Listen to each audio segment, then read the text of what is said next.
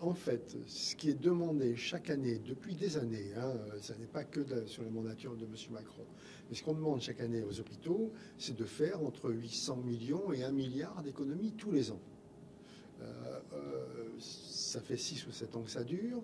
Il est évident qu'à un moment ou à un autre, l'hôpital ne peut plus, même s'il y a encore des actes redondants sur lesquels on pourrait agir, même s'il y a encore pas mal de choses sur l'organisation des hôpitaux sur lesquelles on pourrait agir, on ne peut plus faire 1 milliard d'économies tous les ans sur les hôpitaux. Donc il faut maintenant mettre en place des programmes qui permettront aux hôpitaux de s'en sortir mieux. Ce qui est dérangeant, ce n'est pas l'annonce qu'a faite Mme Buzyn de dire on va mettre en place un meilleur financement ou des méthodes de travail différentes pour l'hôpital. Ce qui est dérangeant, c'est qu'elle annonce ça au moment où le Parlement vote un PLFSS qui ne comprend pas les mesures qu'elle annonce.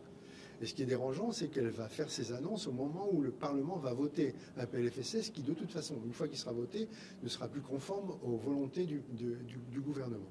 Donc ce que nous demandons, nous, c'est de connaître les mesures avant de voter un PLFSS, quitte à modifier le PLFSS en fonction des mesures qui seront prises. Quand on dit qu'on autorise un ONDAM à 2,3%, ONDAM général, à 2,3%, et c'est donc qu'on autorise des dépenses de santé supplémentaires de 4 milliards d'euros, mais le tendanciel est à 4. C'est-à-dire qu'en fait, il faudrait 8 milliards pour assurer une bonne santé à l'ensemble des Françaises et des Français. Donc on demande à l'ensemble des personnels soignants et aux Françaises et aux Français de faire un effort de 4 milliards d'économies sur leurs dépenses de santé, ce qui n'est pas une petite somme. Je conçois que trouver 8 milliards tous les ans, c'est guère possible. Il y a donc certainement des efforts à faire dans l'organisation. Et là, Mme Buzyn propose des réformes assez intéressantes dans l'organisation, dans la coordination entre les professionnels, etc.